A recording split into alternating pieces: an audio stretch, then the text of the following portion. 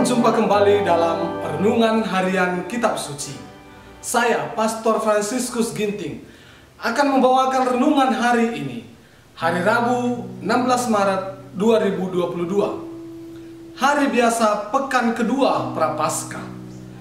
Injil hari ini diambil dari Injil Matius, bab 20, ayat 17 sampai 28. Ketika Yesus akan pergi ke Yerusalem, Ia memanggil ke-12 muridnya tersendiri dan berkata kepada mereka di tengah jalan, "Sekarang kita pergi ke Yerusalem, dan Anak Manusia akan diserahkan kepada imam-imam kepala dan ahli-ahli Taurat, dan mereka akan menjatuhi Dia hukuman mati. Dan mereka akan menyerahkan Dia kepada bangsa-bangsa yang tidak mengenal Allah, supaya Ia diolok-olok, disesah, dan disalibkan. Dan pada hari ketiga, Ia akan dibangkitkan."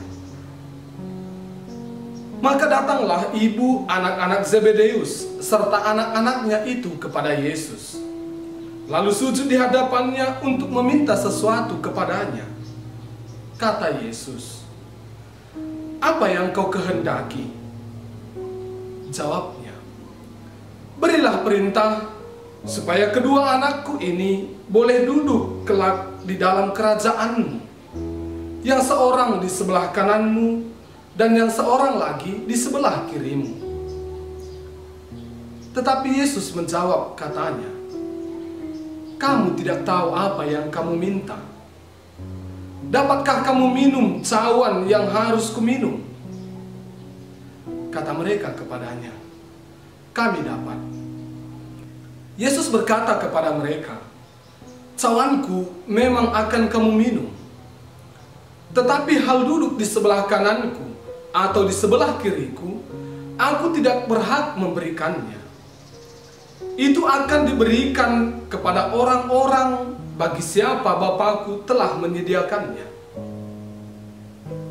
Mendengar itu, marahlah ke-10 murid yang lain kepada kedua saudara itu.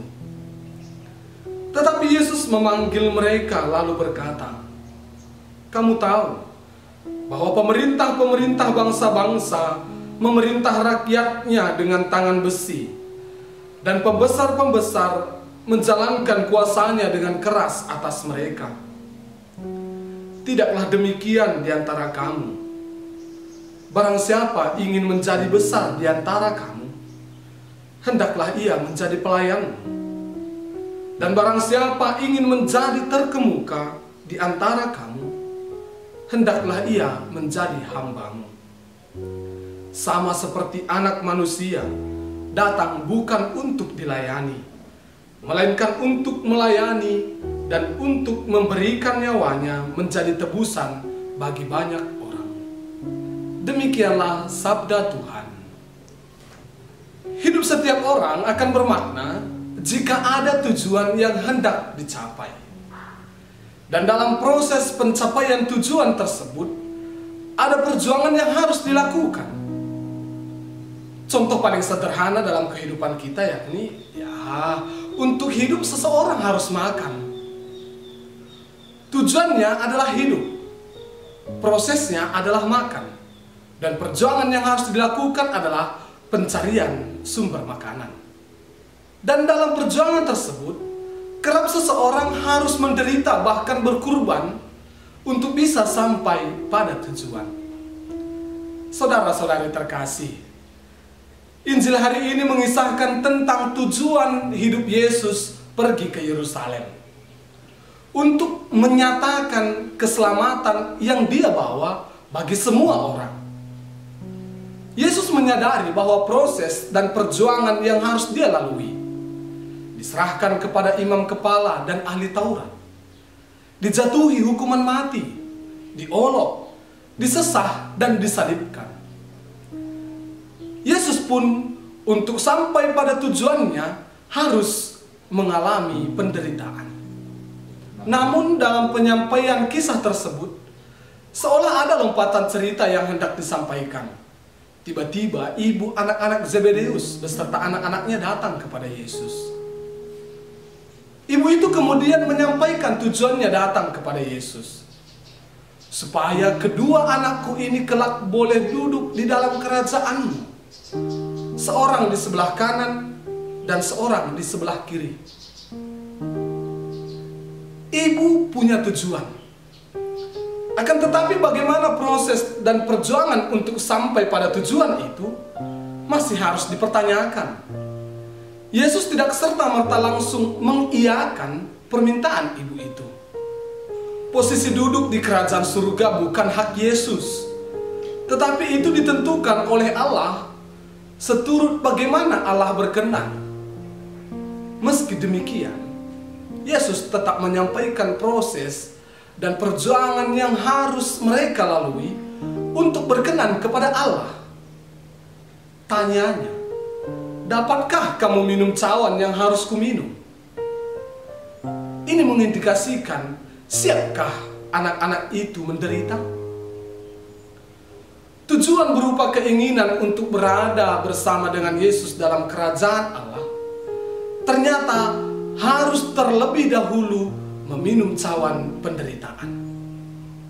Nabi Yeremia telah mengalami itu sebagaimana kita dengar dalam bacaan pertama.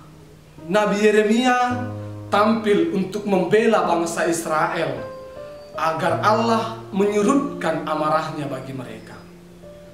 Yeremia ingin menghadirkan kasih Allah bagi bangsa Israel. Meski demikian, Yeremia dilawan dan ditolak. Kebaikannya dibalas dengan kejahatan. Tujuan Yeremia untuk mendatangkan keselamatan bagi Israel ternyata harus dilalui dengan penderitaan juga. Hal ini juga menjadi pengajaran Yesus kepada murid yang bereaksi terhadap permintaan ibu anak-anak Zebedeus itu. Barang siapa yang ingin menjadi besar di antara kamu, hendaklah ia menjadi pelayanmu. Dan barang siapa ingin menjadi terkemuka di antara kamu, hendaklah ia menjadi hambamu. Harus ada perjuangan di setiap tujuan.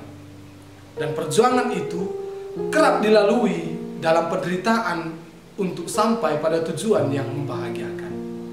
Saudara-saudari terkasih, bacaan-bacaan hari ini disampaikan kepada kita pada masa Prapaskah ini. Melalui bacaan ini, kita tetap dan kembali diingatkan akan tujuan kita menjalani masa Prapaskah ini. Tujuan kita yakni ikut bangkit bersama dengan Yesus yang bangkit pada hari Paskah. Dan untuk sampai pada tujuan itu, kita harus melalui proses 40 hari ini. Proses yang di dalamnya kita harus berjuang dan bahkan kadang mengalami penderitaan. Berjuang melepaskan kesenangan-kesenangan pribadi untuk lebih mendekatkan diri kepada Tuhan dan sesama dalam doa dan laku tapa. Dengan demikian, tujuan kita kiranya tercapai. Semoga Tuhan memberkati.